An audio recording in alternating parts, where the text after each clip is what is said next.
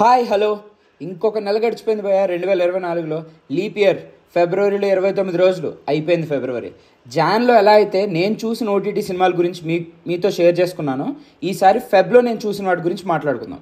So welcome to మన passion and let's get started. నిజాయితీగా మాట్లాడుకోవాలంటే ఈ నెల ఆనిముత్యాలే ఎక్కువ చూశాను భయ్యా. But one thing stands out. కొన్ని సిరీస్లు మనకి జీవితకాలం గుర్తుండిపోయే ఎక్స్పీరియన్స్ని ఇస్తాయి.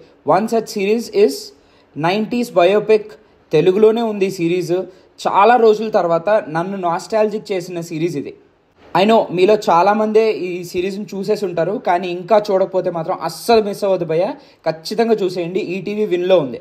ఎమోషనల్ కనెక్ట్ కానీ నాస్టాలజిక్ మూమెంట్స్ కానీ టాప్ నాచ్ ఉన్నాయి. యాక్టర్స్ అందరూ కూడా భలే సెట్ అయ్యారు. నిజానికి thanks to all the actors and crew నాకు నా స్కూల్ డేస్ని గుర్తు చేసినందుకు. కాబట్టి ఇలాంటి అద్భుతమైన సిరీస్ని మిస్ అవ్వకూడదు భయ్య. Don't miss it. ఈటీవీ విన్లో ఉంది, చూడండి. గాల్లో ఎగురుతూ ఒక 239 మంది ఉన్న ఒక ఇంటర్నేషనల్ ఫ్లైట్ కోలాలంపూర్ నుంచి బీజింగ్ వెళ్తుండగా మధ్యరాత్రి రేడార్కి అందకుండా మాయమైపోతే తలుచుకుంటేనే ఒక రకమైన భయం వేస్తుంది కదా. ఇది ఒక రియల్ ఇన్సిడెంట్. దాని మీద తీసిన డాక్యుమెంటరీనే నెట్ఫ్లిక్స్లో ఉన్న MH370. డాక్యుమెంటరీస్ చూడగలను అనుకునే వాళ్ళు, అలాగే ఇంటర్నేషనల్ పాలిటిక్స్ గురించి తెలుసుకోవాలి అనుకుంటే this is definitely a treat to watch. నిజానికి March 8, 2014లో ఈ ఫ్లైట్ మాయమైపోయింది భయ్య. 10 ఏళ్ళు అవుతుంది. But still there are no proper answers. Common పీపుల్కి కానీ అసలు ఎవ్వరికి కూడా ఏం జరిగింది అనే విషయం తెలియదు. దీనంతటిని ఒక సిరీస్లో బ్లెండ్ చేయడం అంటే Netflix did a very good job. Only phone or computer స్క్రీన్స్ని మాత్రమే చూపిస్తూ ఒక మంచి థ్రిల్లర్ తీయచ్చు అనే థాటే కొత్తగా ఉంది కదా. అలాంటి ఒక సినిమానే సర్చింగ్. ఇది 2018లో వచ్చిన మూవీ భయ్య. తెలుగులో ఆహాలో ఉంది, ఇంగ్లీష్లో అయితే మాత్రం నెట్ఫ్లిక్స్లో అవైలబుల్గా ఉంది. డెఫినెట్ వాచ్ ఇది. ఒక తండ్రి తన కూతురు తప్పిపోతుంది, తన గురించి ఎలా కనిపెట్టాడు అనేదే స్టోరీ. కానీ దీని అంతటినీ ఓన్లీ స్క్రీన్స్ మీద చూపించడం అనేది చాలా పెద్ద విషయం. Definitely worth your time. ఇలాంటిది ఇంకొక సినిమా కూడా ఉంది భయ్య, మిస్సింగ్ అని. ఈ సినిమా నచ్చి ఈ ఎక్స్పీరియన్స్ నచ్చిందంటే ఆ సినిమా మీద కూడా ఒక లుక్ వేసేయండి. 2005లో మహారాష్ట్ర ఫ్లడ్స్ని బేస్ చేసుకుని తీసిన ఒక వెబ్ సిరీస్.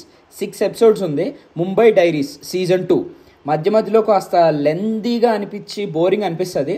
బట్ స్టిల్ ఒక రకంగా చెప్పాలంటే బాగానే ఎంగేజ్ చేశారు. చూడకపోతే కనుక అమెజాన్ ప్రైమ్లో ఉంది, you can give it a try. కానీ సీజన్ 1 చూడకపోతే డెఫినెట్గా సీజన్ 1 ముందు చూడండి భయ్య. That is really worth your time. So next వచ్చి ఒక ఆనిముత్యం భయ్య. కొన్ని ఐడియాలు పర్సీవ్ చేయడానికి కూడా ఏంటో అదొక రకమైన క్రింజ్లా అనిపిస్తాయి నాకైతే. అలాంటి ఒక ఐడియానే ఓసీడీ ఉన్న ఒక అమ్మాయి తన ఫ్లాట్లో తను క్లీన్ చేసుకోకుండా వేరే వాళ్ళ ఫ్లాట్కి వెళ్ళి అది క్లీన్ చేసి ఏకంగా ఒక ప్రొఫెషనల్ ఎంప్లాయీ అయ్యుండి పనమ్మాయిలా ఫ్లాట్కి వెళ్ళిపోద్ది భయ్య. అలా యాక్ట్ చేసి వాళ్ళ ఇంట్లో పని చేసేస్తుంటుంది, ఇల్లు క్లీన్ చేసేస్తుంటుంది. ఫ్రాంక్లీ టూ మచ్ క్రింజ్ అనిపించింది నాకైతే. ఇదంతా ట్రైలర్ చూస్తేనే తెలుస్తుంది కదా. ఎందుకు చూసావంటే ఏదో ఎక్కడో ఒక్క చిన్న పాయింట్ అన్న నచ్చుతుందేమో అన్న ఉద్దేశంతోనే చూశాను. ఇట్ ఈస్ మిస్ పర్ఫెక్ట్ అని లావణ్య త్రిపాఠి నటించిన ఒక series. It's available on Hotstar. మీ ఓపిక భయ్య. I wouldn't suggest, but if you are interested Lavanya Tripathi ఏం చేసింది అని చూడాలనుకుంటే చూడండి. అలాంటి ఇంకొక ఆనిముత్యమే మన సుమ గారు రాజీవ్ కనకాల కొడుకు నటించిన బబుల్ గమ్. లిటరలీ సింపుల్గా చెప్పాలంటే మిలీనియల్ ఈగో ప్రాబ్లమ్స్ అండ్ వాటి కాన్సిక్వెన్సెస్ ఫేస్ చేయడం ఎలా అనే దాని మీదే మెయిన్ బేస్ చేసుకుని తీసినట్టుంది సినిమా అయితే. నాకైతే too much over the top ఉంది, అస్సలు ఎక్కలేదు నాకు. మూవీ మీరు కూడా చూసుంటే ఎలా అనిపించిందో కమెంట్ సెక్షన్లో చెప్పేయండి. చూడకపోతే కనుక చూడాలి అనుకుంటే ఆహాలో ఉంది భయ్య. Horror, it's a weird emotion కదా. బాగా తీయగలిగితే హారర్ అనేది చాలా ఈజీగా ఎంగేజ్ చేసే మూవీస్ అవుతాయి అండ్ లైఫ్ లాంగ్ గుర్తుండిపోతాయి కూడా. అంతేగాని సింపుల్గా ద స్కేరియస్ట్ ఫిల్మ్ ఎవర్ అని ట్యాగ్ లైన్ పెడితే అది స్కేరియస్ట్ అయిపోదు. పిండం నా బొంద. This was my exact feeling after watching the film. ఈ మూవీ అయితే అమెజాన్ అండ్ ఆహాలో కూడా ఉంది. నేనైతే బలయ్యాను భయ్య. నేనైతే సజెస్ట్ చెయ్యను. Please you can avoid it. Worst horror ఈ మంత్లో చూసేసాను. దీన్ని కాంపెన్సేట్ చేయాలంటే ఏదో ఒక మంచి సినిమా చూడాలి అని నా పాత లిస్ట్ తీసుకుంటే 2 ఇంగ్లీష్ సినిమాలు చూశాను భయ్య. Smile and hereditary. 2 కూడా అమెజాన్లోనే ఉన్నాయి. 2 అమేజింగ్ మూవీస్. ఇంగ్లీష్ మూవీస్ కదా, మనకేం ఎక్కుతాయిలే అని అవాయిడ్ చేయొద్దు. It is definitely worth your time. Horror lovers అయితే అస్సలే మిస్ అవ్వద్దు భయ్య. ఒక సినిమా ఏమో ఒక భయంకరమైన నవ్వు మనల్ని శాపంలా వెంటపడితే ఎలా ఉంటుందో చూపించేదైతే, ఇంకొకటి బ్లాక్ మ్యాజిక్ లాంటివి ఎంత ఎక్స్టెంట్ వరకు వెళ్తాయి అనేది చూపించే సినిమా. Like I said, horror lovers don't miss them. Pre independent Indian ఎరాలో ఒక్క తెల్లవాళ్ళతోనే కాదు, జాతి వివక్షతో కూడా మన వాళ్ళు పోరాడారు అనేది చూపించడానికి చేసిన ప్రయత్నమే కెప్టెన్ మిల్లర్. ధనుష్ యాక్టింగ్, కొన్ని యాక్షన్ సెట్ పీసెస్, కొన్ని shots and the exact plot line ఇవి బాగున్నా సినిమా ఎందుకో అంత ఎంగేజింగ్ అనిపించలేదు భయ్య నాకైతే. ప్రైమ్లో ఉంది, ట్రై చేయండి. చూశాక ఎలా అనిపించిందో కామెంట్ సెక్షన్లో మాతో షేర్ చేసుకోండి. Next tiger 3. థియేటర్లో మిస్ అయిన సినిమాలన్నీ ఓటీటీలో చూడాలి అనేది నా ప్రిన్సిపల్ భయ్య. కానీ కొన్ని ఓటీటీలో కూడా ఘోరంగా 10 నిమిషాలు 20 నిమిషాలు విండోలో చూసే సినిమాలు ఉంటాయి. అలాంటిదే ఈ సినిమా కూడా భయ్య. నాకైతే హీరో సల్మాన్ ఖాన్ కదా అని అంత over the top action set pieces అవసరమా మాస్టర్? నాకు అర్థం కాదు. ఏంటో మళ్ళీ కాస్టింగ్ అయ్యి బాబోయ్, దాని గురించి అయితే అసలు చెప్పనే అక్కర్లేదు. విలన్గా ఇమ్రాన్ హష్మీ ఏంటో చేశాడు భయ్య. ఉంటాడు, వెళ్తాడు, ఏదేదో చేస్తాడు. I don't understand that. అలాగే పాకిస్తాన్ పిఎంగా సిమ్రన్, ఏంటి స్వామి ఆ కాస్టింగ్ అసలు? దీనికి తోడు మన సల్మాన్ ఖాన్ పాకిస్తాన్ పిఎం ఆఫీస్లోకి వెళ్తాడు, ఆవిడ్ని కన్విన్స్ చేస్తాడు ఏంటి తిన్ను ఫాలో అయ్యేలాగా. దట్ టు ఇంకా వరస్ట్ థింగ్ ఏంటంటే అప్పటికే Salman Khan most wanted in Pakistan. ఏంట్రా ఇది, ఏం చేస్తున్నారా మీరు?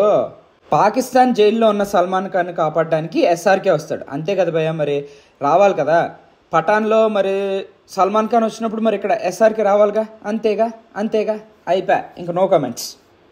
నెక్స్ట్ ఇంకొక అప్కమింగ్ రాయ్ ఏజెంట్ గురించి మాట్లాడుకుందాం భయ్య. ఐ మీన్ ఇంటర్వ్యూ లేకుండా జస్ట్ తన డ్రైవింగ్ అండ్ కుకింగ్ స్కిల్స్ చూసి రాక్ సెలెక్ట్ చేశారు.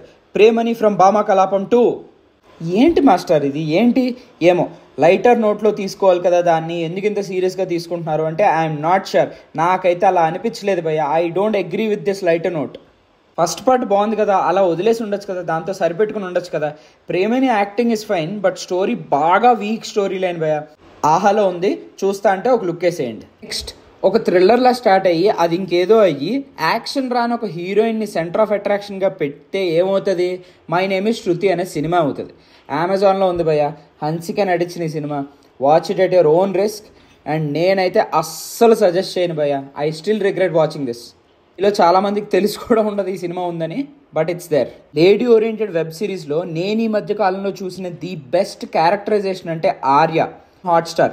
ఐ నో ఫస్ట్ సీజన్లో ఉన్నంత గ్రిప్పింగ్గా స్క్రీన్ ప్లే లేదు, we miss that a bit, but characterisation కోసం it is worth your watch. మంచి సిరీస్కి ఒక డల్ ఫినిషింగ్ అని చెప్పొచ్చు. ఇది ఆల్మోస్ట్ ప్రతిదానికి ఈ మధ్య కామన్ అయిపోయినట్టు అనిపిస్తుంది నాకైతే. హాట్స్టార్లో ఉంది, you can definitely give it a try. ఒక క్లోజర్ వచ్చేసింది. I feel this is the end of Arya. ఈ మంత్ లిస్ట్ అయితే ఇది భయ్య. ఈ మంత్లో నన్ను బాగా హుక్ చేసిన సినిమాలంటే స్మైల్ అండ్ హెరిడిటరీ భయ్య. They are the best. Worst అంటే పెద్ద కాంపిటీషనే ఉంది. బబుల్ గమ్, టైగర్ 3, నా పేరు, I mean my name is Shruti. కానీ విన్నర్ మాత్రం పిండం భయ్య. నిజంగానే the most scariest film to watch అసలు. So that's it for the video guys. మీకోసం చాలానే వీడియోస్ చేస్తున్నాము. Please encourage us. మీ ఫ్రెండ్స్కి కూడా రికమెండ్ చేయండి మన ఛానల్ని. అలాగే చూసేవాళ్ళు అందరూ కూడా కొంచెం సబ్స్క్రైబ్ చేయండి భయ్య. Thank you.